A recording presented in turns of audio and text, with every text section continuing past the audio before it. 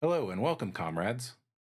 If you've seen this channel's video on the subject of what class is, you will remember that there's a view contrary to the common idea of class that says class is not a gradation of income levels and/or professions. Rather, it's the distinction between those who own the means of production and those who sell their labor to access the means of production in exchange for a wage. So I talk about class consciousness like I think I'm going to win something. But why should anyone care? The point of pressing this specific view of class in contrast to the mainstream view is to build a foundation for advocating on behalf of the working class against the domination of capitalism.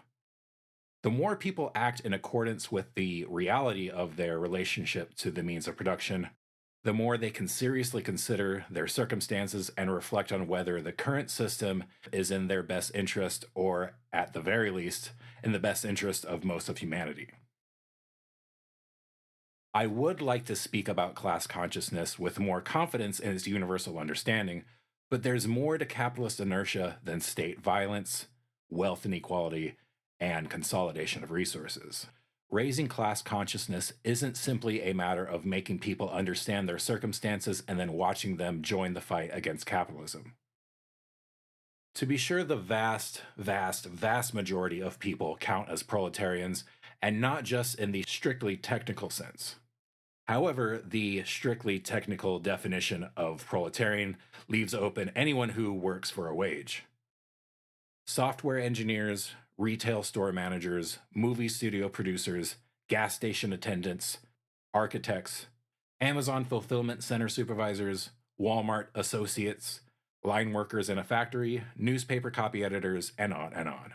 That leaves a wide disparity of not just income levels, but more importantly, a wide disparity in their idea of how they fit into the economy and how they relate to their fellow proletarians.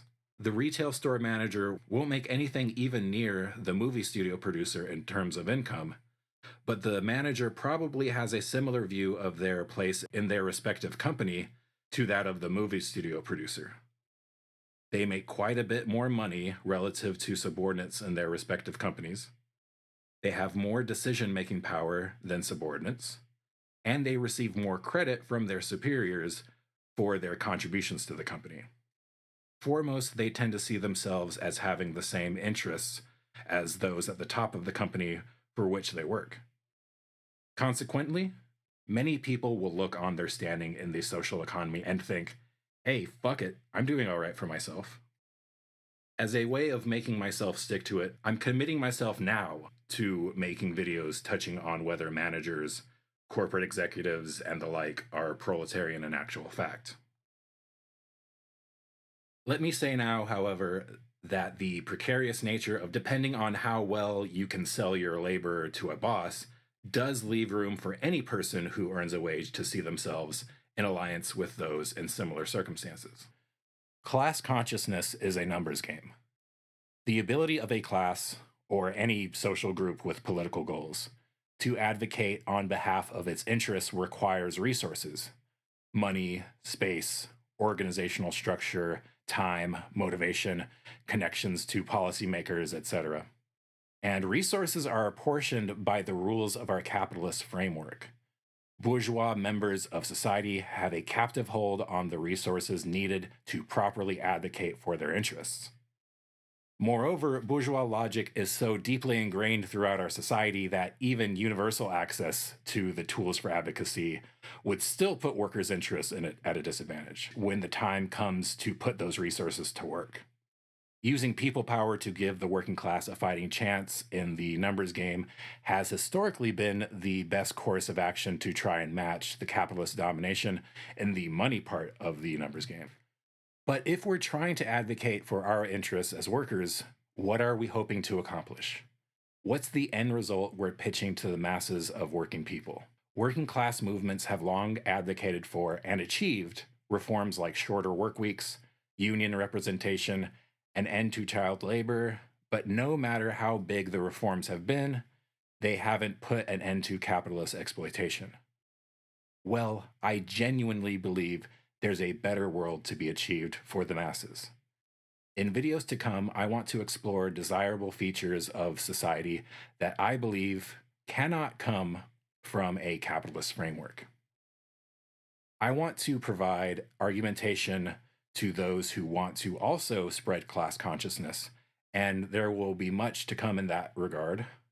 But just as a preview, a proletarian society, a socialist society, means less work for everyone, democratic, popular control of the workplace, less or ideally no wealth disparity, a less precarious life, and a generally different attitude in society around work that I believe will result in a lot more happiness in the workplace and an end to drudgery, alienation, and dehumanization. Because let's face it, work for a lot of people is defined by drudgery, alienation, and dehumanization. Drudgery is the repetitive, mind numbing, unfulfilling tasks that account for a large part of the workday for many people. Workers are further left unfulfilled from work they are alienated from. We feel separated from our work, not seeing our time and effort reflected in a finished product we never see, only being aware of our step in a process we had no part in organizing. Just as the product is not the result of our work, rather the result of the capitalist private property, so too is our labor a product itself, never being owned by ourselves to be implemented in a way we see fit. The dehumanizing nature of work is a reminder that the worker's lot in the capitalist life is to sell your time, energy, will, potential, and capacity to achieve something to a class who holds the necessities of life in its control. The song you never wrote, the book you never got around to reading, the place on your bucket list you never had the time or money to visit, the time you missed with loved ones, the time you could have spent living out the fullest potential of your humanity, all a loss to the time you spent, a giant portion of your waking adult life, in fact, doing work you hate for the enrichment of someone who ultimately sees you as little more than an operating expense. But you may be thinking, hey, there's work that has to be done, whether in capitalism or socialism. I'm definitely going to make a video about how much less work I think is possible in a socialist society, just as an aside. But if work is defined by drudgery, alienation, and dehumanization, is there really anything to look forward to in the workday of the socialist future? I submit that advances in technology can help eliminate drudgery without putting people out of work. In addition, socialism will mean that people's livelihood will no longer depend on having to sell their time to capitalists, bringing on a new age of the artisan, meaning less alienation. Furthermore, this freedom from work as it exists under capitalism will mean people can use the extra time and extra freedom to live out the fullest potential of their humanity. We work too hard and live too little. We define ourselves by what we do for a living, internalizing our exploitation and letting it encompass our being. Why is the default getting to know you question, what do you do for a living? Why do we accept our current situation as the way things are? If you happen to work 40 hours per week and sleep roughly 50 hours a week, that means about a third of your approximately 118 waking hours in a week is spent under tyrannical rule, where you are told what to do and where to be at what time. You're told when you can eat, how to dress, how much you can talk to coworkers by a person or entity that holds over you the means of your survival. Class consciousness is an effort to throw open the curtain of rhetoric about freedom and choice that keeps people from considering that there's an alternative. I'd like to explore with you the alternatives. Okay, so a little interjection from the future, from a time when this video was already recorded and edited and pretty much ready to go. But I realized that pretty soon on actually the intended publishing date of this video, July 20th, 2021, is the 1 year anniversary of Michael Brooks's death, which I wanted to um, observe because his death was the reason I wanted to start this channel in the first place. Um, so I just wanted to mention that and use that occasion as a reflection on this channel a little bit, because it has been something that I've been thinking about, even though it's been months since I made a video. And this is sort of a news update, channel update for basically no one, because I'm not sure how few people are watching, but it's basically almost no one. Which, whatever, it's not a big deal. I mean, it's a new channel that I haven't really devoted that much energy into. I haven't put the time necessary into this channel to make it something more than only a few people have watched. So I'm not like expecting anything out of it, but I was thinking about it, why I'm doing this. And part of the reason is it's just a fun thing to do, something that I'm putting time and energy into making outside of work.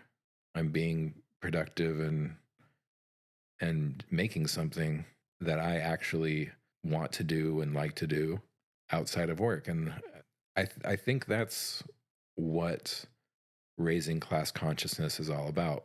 It's your value and the value of your productive labor being worth something more than if it can give a private capitalist some profit. And this channel right now is basically for no one but me.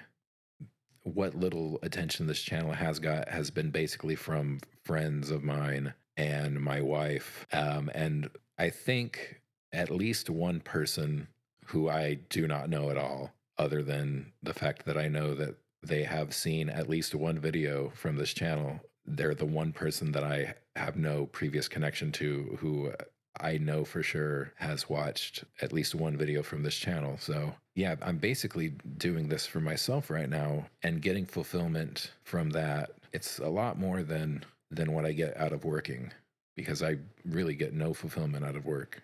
But I'm using making these videos as a way to teach myself different design and visual software, making the motion graphics for the videos.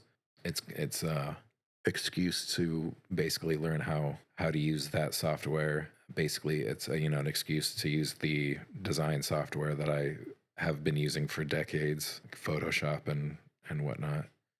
The video editing, getting back into that, and some audio editing, which I do off and on.